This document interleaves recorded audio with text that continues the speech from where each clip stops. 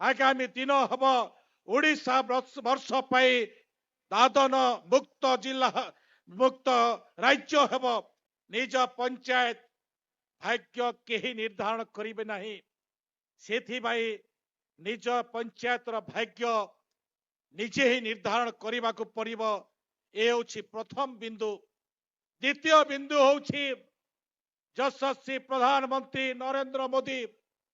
मां मानक पाई 33% संरक्षण व्यवस्था एवं आमे जानिछु जे अटल जी भारत रत्न जेते बेले थिले एसएचजी ग्रुप माध्यम रे कार विकास जो नमूना तैयारी करथिले से एसएचजी ग्रुप मां मानकर भागीदारी द्वितीय विषय जदि ए दुईटी विषय को जदि आमे सठिक भाव में मूल्यांकन करि परिबा ताहेले आमे आगो को आम गाँ को सुरक्षित करि परिबा एवं सेठी यशस्वी प्रधानमंत्री नरेंद्र मोदी स्वप्न ओडिशार मुख्यमंत्री मोहन माझींकर ओडिशा को एक नंबर राज्य भारत वर्ष रे करिवार 100 वर्ष पूर्ति ए अवसर मो पंचायत जदि ठीक भाव में काम करिबो मो पंचायत जदि उन्नत हब ताहेले जे आमे काम करि परिबा एवं ए देश को 100 वर्ष पूर्तिर सौभाग्य दे पारिबा एवं दुई नेतृत्व सौभाग्य को साकार करिबार हमर बड़ दायित्व अछि। से दृष्टि मु आपण मानकु आ दुई तीनोटी विषय कहिबा पाई चाहे बीजीपीओ पाई आप मानकु 2000 कोटी टंकार ए वर्ष व्यवस्था करा जाइछि एवं हमें चौठुकी माइग्रेशन होछु जो परिवार माने हमें डिटेक्ट करिछु 50,000 परिवार जो माने कि डिस्ट्रेस माइग्रेशन होछंती से मानक हमें 60,000 टंका सहयोग करिबु 3 वर्ष भितरे तांकर उन्नति हेब ए प्रकार व्यवस्था भितरे पंचायत राज विभाग काम करुछि। वीवीजी रामजी 100 दिन रु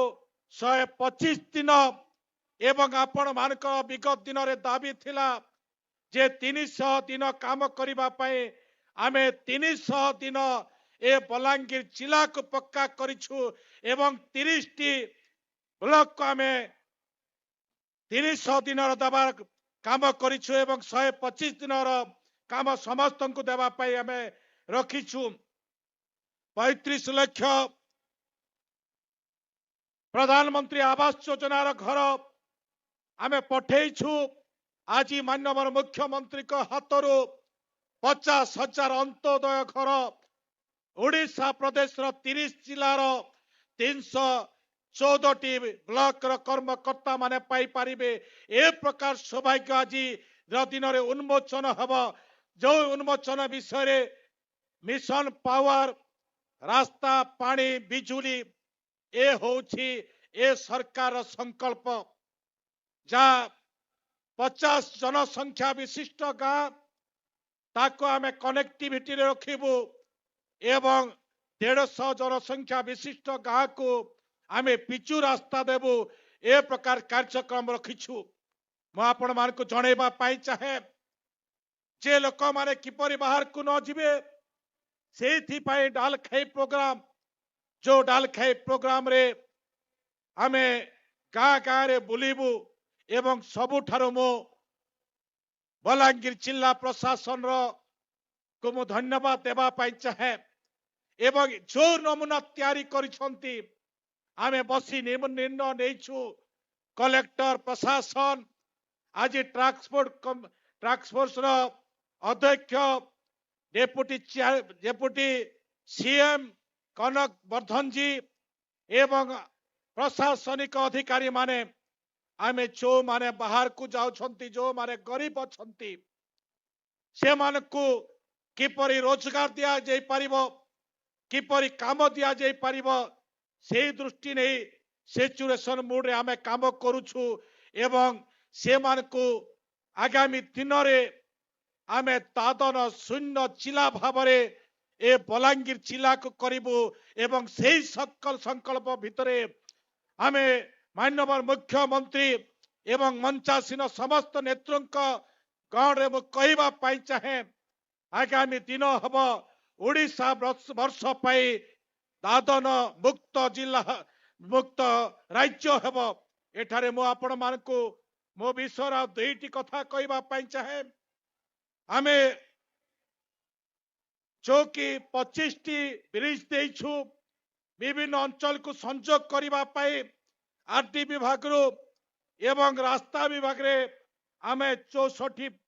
प्रोजेक्ट दे 64 प्रोजेक्ट देइछु जाकि 160 किलोमीटर रास्ता जाकि 265 किलोमीटर रास्ता ही पारिबो गोटे 26 प्रोजेक्ट 105 किलोमीटर आ गोटे 64 प्रोजेक्ट 160 किलोमीटर 265 किलोमीटर रास्ता तैयारी करिबु ए प्रकार व्यवस्था भितरे मु कहबा पाई चाहे आजिर सौभाग्य आजिर दिन